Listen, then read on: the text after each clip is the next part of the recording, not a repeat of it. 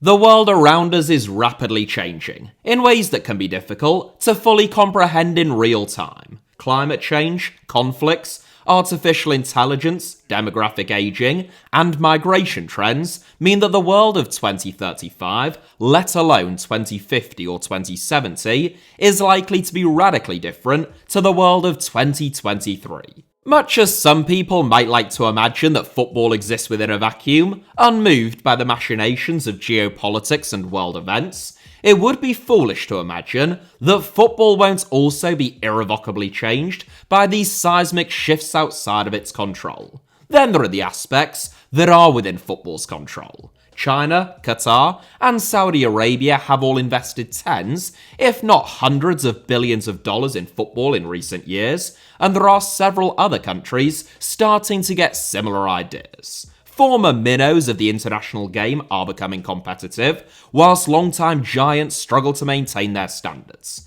Competitions are dying, new ones are being born, and those that survive are having their formats changed beyond all recognition. The next World Cup will have 48 teams instead of 32. The Euros will soon move from 24 to 32, both accompanied by format changes. The European Super League hasn't gone anywhere just yet.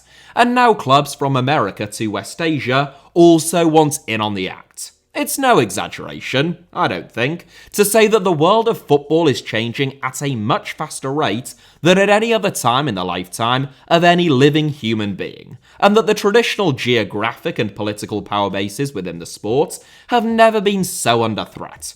For the last 130 years, though football has touched every corner of the globe, just two continents, Europe and South America, have managed to define the sport. Between them, they have won every single World Cup in the men's game and have actually made up every single World Cup finalist. They have had the best players, the most resources, and the most powerful clubs, leagues, and federations. Football has functioned, effectively therefore, as a duopoly, played and adored by all, but determined, at the elite level at least, by two continents which are only actually home to less than 15% of the world's population. For the first time, that hierarchy is coming under threat.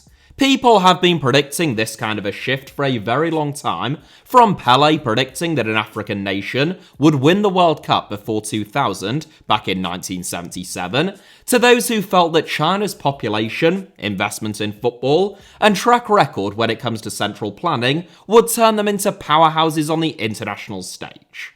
Neither of those, nor several other predictions, have ever come to fruition. So what's different this time around? Well, as you've probably figured out by this stage, that's what today's video is all about. So sit back, relax, and join me on a journey to the planet Earth, quite literally all of it, from Peckham to Patagonia, for a look at how the world is changing, how football is changing, and how the combination of those two is likely to shift the long-established balance of power within the world's most popular sport.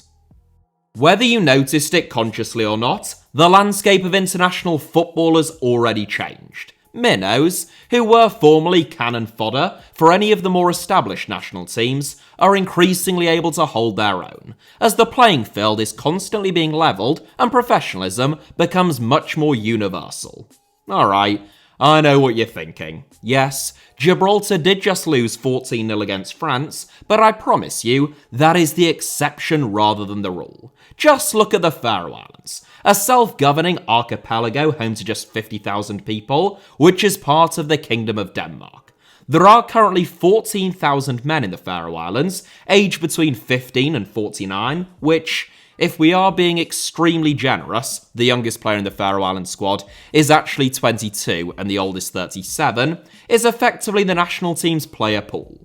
Men within that age group therefore have a roughly 1 in 600 chance of representing the national team, and in previous eras, that sparsity was reflected in the quality of the Faroe Islands squad, their performances, and indeed their results. Between September 2004 and October 2008, a period of more than 4 years, the Faroe Islands didn't win a single game. They played 30 matches, more than 30 in fact, during that time, in a run of form which included 6-0 defeats against Switzerland, Scotland and Georgia.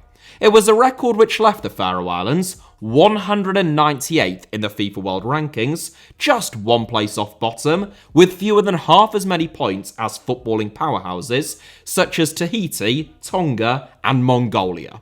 Just 15 years on, the Faroe Islands haven't won the World Cup yet, surprisingly, but nor are they Europe's whipping boys anymore. Over the last 4 years, they've won 8 games, including a 2-1 win against Turkey, a football-obsessed nation of more than 80 million people who were World Cup semi-finalists in 2002 and have 4 football stadiums that could fit the entire population of the Faroe Islands inside of them. That's just one example, but take a look at the most recent international break. San Marino, who are the lowest ranked team in the FIFA World Rankings, have now scored in 3 consecutive matches, including in only very narrow 2-1 defeats against both Finland and Denmark. Before their last 3 matches, it took San Marino 7 years, yes, 7 years, and more than 50 matches to score 3 goals in competitive fixtures. And even then, 2 of those 3 came against the much less formidable opposition of Azerbaijan and Kazakhstan. Heck, Luxembourg and Kazakhstan have made the playoffs to qualify for Euro 2024. Sure, the expanded format helps, a lot, but Luxembourg still won games against Bosnia, twice, Iceland, and drew with Turkey. Meanwhile, Kazakhstan beat Denmark, Finland, Northern Ireland, and previously Slovakia in the UEFA Nations League.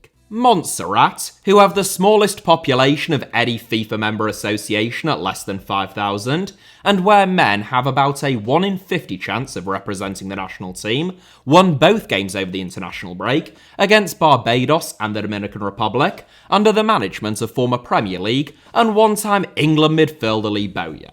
When you take a look on a slightly grander scale also, and not just at the most extreme of minnows, we see a similar story playing out. At the 2022 World Cup, Japan beat both Spain and Germany, Saudi Arabia beat eventual winners Argentina, South Korea overcame Portugal, and Morocco knocked both Spain and Portugal out of the tournament en route to the semi-finals, becoming only the 3rd non-European or South American team to ever make it that far at a World Cup. Qatar, though atrocious at the World Cup, beat Asia's 2 football superpowers South Korea and Japan en route to winning the 2019 Asian Cup, having never previously made it beyond the quarterfinals. Over in South America, Brazil, 5-time world champions and the most decorated national team on the planet, are currently feeling very grateful for the World Cup's expanded format as they sit 6th in CONMEBOL qualifying, below Colombia, Venezuela and Ecuador, having lost their last 3 games on the bounce and without a win in 4. Let's not even get started on Germany, who lost both games over the international break against Turkey and Austria to continue a truly horrendous run of form and can count their lucky stars that they qualify automatically for Euro 2024 as hosts. Hopefully I have established a trend there, quite an emphatic one in fact, of minnows rising and giants falling across several confederations then, even if Gibraltar, I know, might have let Team Minnows down a little last week. It's not just that traditionally unfancied and smaller nations are professionalising, the established elite are also no longer the feared forces that they once were. In the mid-2000s, England were able to field a starting 11 of David James, Gary Neville, Rio Ferdinand, John Terry, Ashley Cole, David Beckham, Paul Scholes, Frank Lampard, Steven Gerrard, Wayne Rooney and Michael Owen. That is an entire starting 11, with the exception of David James in goal, of world-class players in every single position. And yet, England still weren't the best team in the world, or even in Europe, and won absolutely nothing. That's because France had Vieira, Makelele, Pires, Henry, Trezeguet and Zidane. Italy had Buffon, Cannavaro, Nesta, Pirlo, Del Piero, Vieri and Totti. The Netherlands could boast Van der Sar, Stam, Van Bronckhorst, De Boer, Cocu, David, Seedorf, Schneider, Overmars, Robben, Kluivert and Van Nistelrooy. Brazil had Dida, Cafu, Lucio, Roberto Carlos, Gilberto Silva, Kaká, Ronaldinho and Ronaldo. And Argentina had Ayala, Mascherano, Cambiasso, Riquelme, Crespo, Tevez and Messi. Wherever you looked, at the top-ranked national teams, all you saw was superstars. And it is not nostalgic, just looking back at those teams, to say that that is no longer the case it is just factually true. Where are the super teams in international football now? Maybe France, though it is really depth where they excel rather than having an abundance of superstars, and I would argue that they had more of the latter in the 2000s. England maybe have 3 or 4 really outstanding players. Argentina, Brazil, and oddly Norway have a couple, but by and large, these teams just aren't the terrifying super teams that they once were.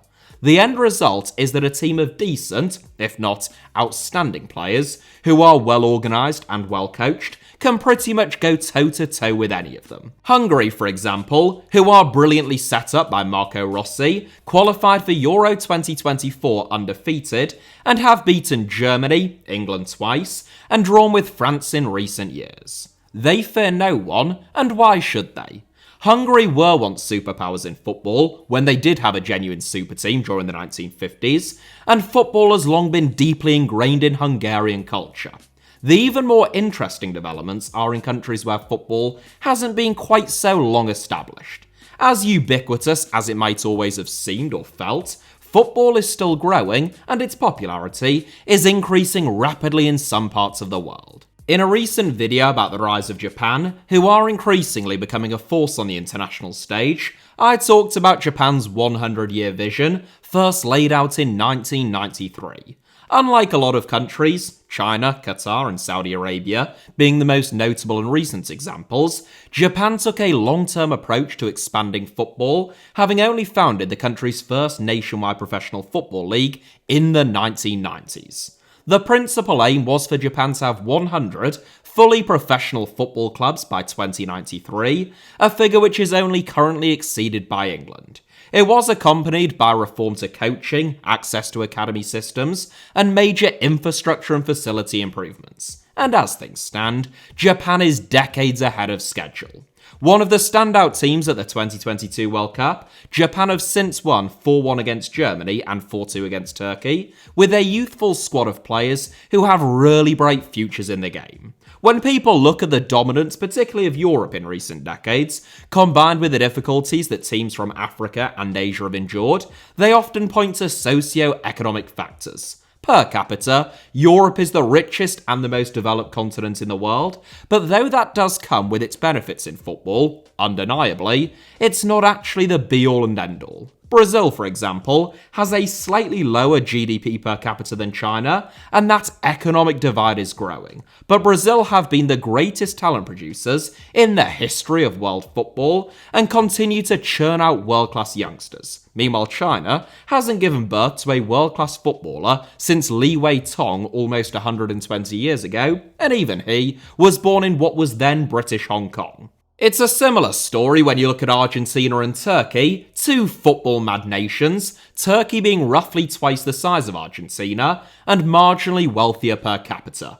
Yet Argentina just won their third World Cup, meanwhile Turkey have only qualified for the World Cup once since the 1950s. So what can explain that discrepancy? Well, there are lots of things, like climate, culture, and demographics, but primarily, it is football development, rather than broader economic development, that is the key determinant of talent production and success. Brazil might be poorer than China, but virtually every kid who grows up in Brazil has access to a football pitch, lives close to a club, and, if they're good enough at least, will be able to receive quality coaching from a young age.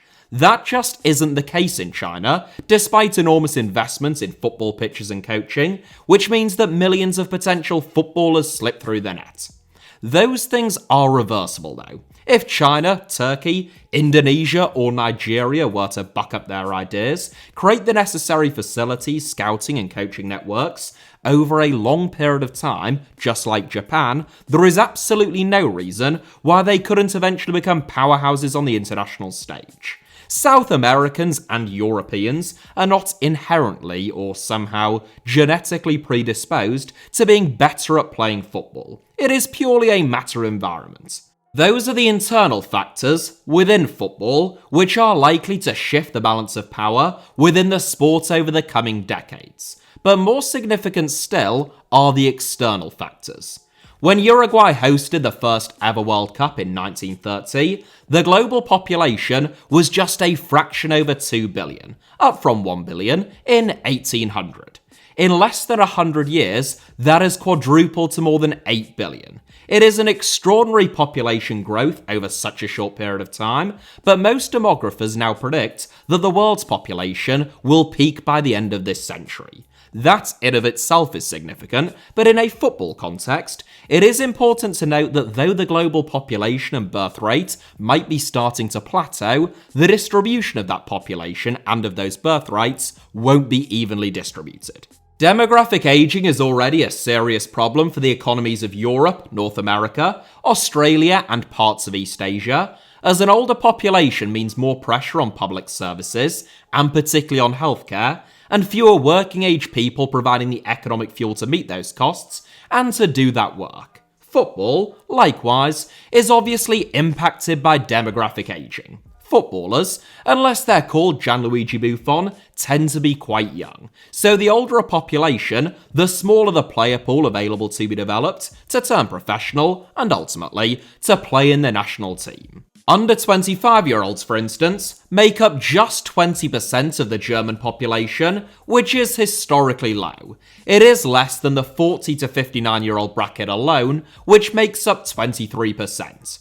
The average age of a German is now almost 48, which makes Germany the fourth oldest country in the world. Compare that with the mid-1940s, when the likes of Franz Beckenbauer and Gerd Müller were born, when Germany's average age was just over 30. When the majority of Germany's Italia 90 winners were born, it was just 33, and even when the likes of Manuel Neuer, Thomas Müller, Philipp Lahm and Bastian Schweinsteiger were born, Germany's 2014 World Cup winners, Germany's average age was just under 36. That Germany's average age has risen by 10 years since then is incredible, and while there are more immediate factors in their most recent demise, long-term it is a genuine issue. On the opposite end of the spectrum, there are 12 African countries where the median age is under 18. In Nigeria, which has a larger population than Brazil and is also football mad, the median age among males is just 18 and a half. The Arab world and parts of South Asia have similarly youthful populations, and though that is really only of any use if you are able to implement the type of football development that I mentioned earlier on, in terms of access to coaching and facilities, it creates the opportunity for a major realignment long term if or when those changes happen. In this sense, Japan will provide an interesting test case. Up until now, the rise of the land of the rising sun has been remarkable, but Japan is the oldest nation on Earth with a national football team, with an average age of almost 50, putting it second only to Monaco worldwide, a microstate on the edge of a mountain full of miserable old people who refuse to pay any tax.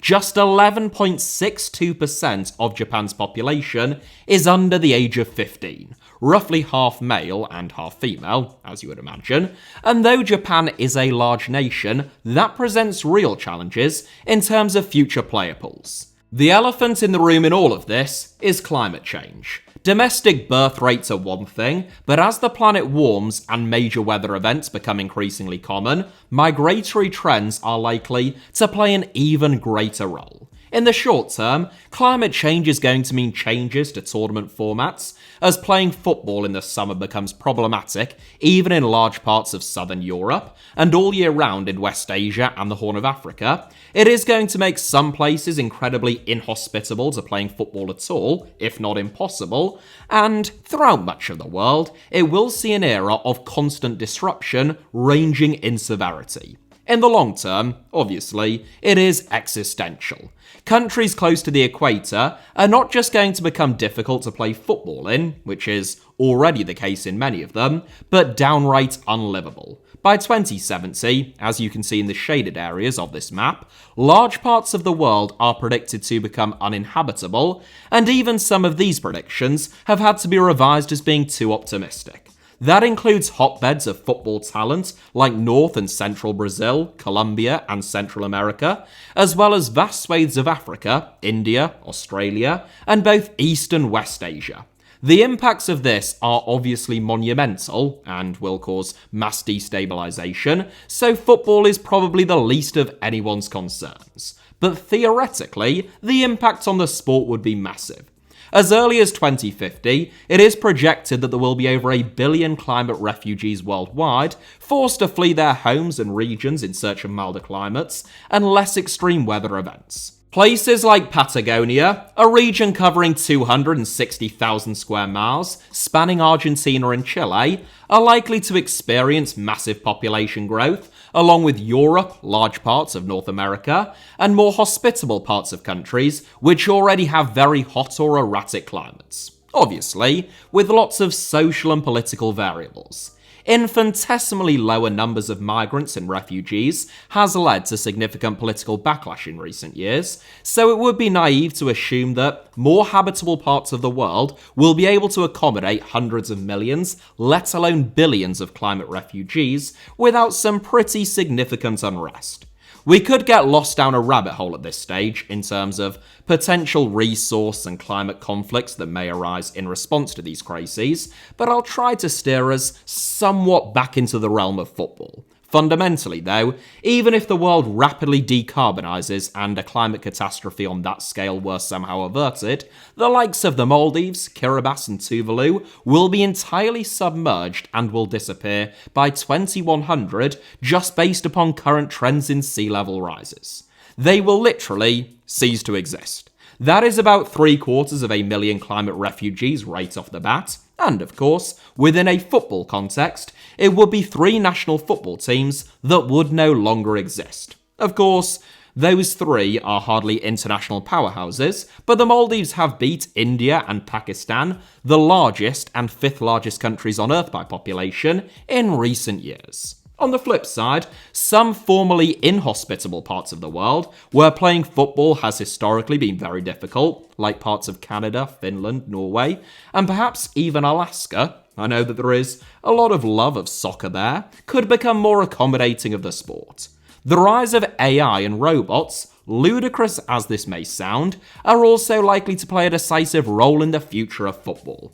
It might sound like science fiction, but AI is already having an enormous impact upon the game in terms of data analysis, tactics, and what one might call the mathematization of football. Everything now, within the game, comes down to percentages, and though it feels like that has already had a significant impact upon how the game is played, we are likely only at the very beginning of a so-called AI revolution, both in football and beyond. Ultimately, the pace of change in football, whether that be competitions, who owns the sport, and how it is played and interpreted, and in the world at large at this moment in time, make it nigh on impossible to make predictions. Or predictions that are likely to age well at least. Multi-club ownership, for example, is going to become more and more ubiquitous, at least until or unless it is regulated against, which seems improbable at this stage. The increase in multi-club owners, which could see football function a lot more like other industries, where a handful of corporations are effectively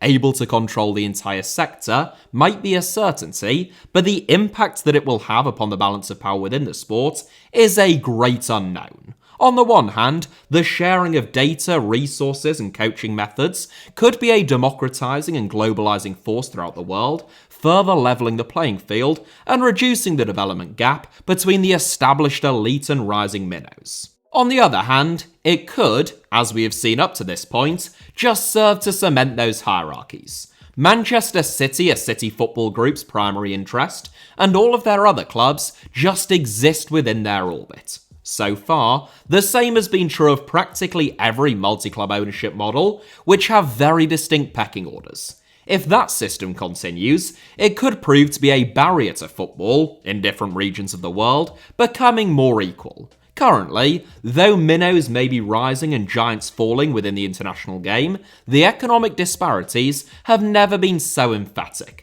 No club from outside of Europe's Big Five leagues ranks among the top 30 worldwide in terms of revenue, and the Premier League's increased hegemony has been as yet unthreatened, even by major investment in China or Saudi Arabia. Those differences, so far at least, would appear to be a little trickier to undo, or even just a temper. And the biggest story in world football over the next few decades could well be the women's game, which is currently growing at a rate that such great saturation dictates that the men's game could never match. The live match audience at the 2019 Women's World Cup more than doubled from 2015, and it doubled again in 2023. The growth of the women's game is simply staggering, and as the economic incentives to invest in it increase, it has the potential to turn into a real force. Well, we have covered migration, AI, birth rates, multi-club ownership, Japan's 100-year vision, the women's game, Alaska's inevitable super team, climate catastrophe, and the looming apocalypse. Don't ever say that this channel lacks range. Anyway, thank you all very much as ever for watching. Stay safe out there. Hit the like button if you enjoyed today's video. Let me know your thoughts down below in the comments. And of course, goes without saying, make sure that you are subscribed and have notifications turned on, both for this channel and my second channel, Alfie Potsama, both of which should be on or about to appear on your screens now, along with a couple of videos that you might enjoy watching after this one. You can also find me on Twitter, Instagram, or Threads via the username at HITC Sevens on all three, and all of those links plus a whole lot more should be down in the video description below. Cheers.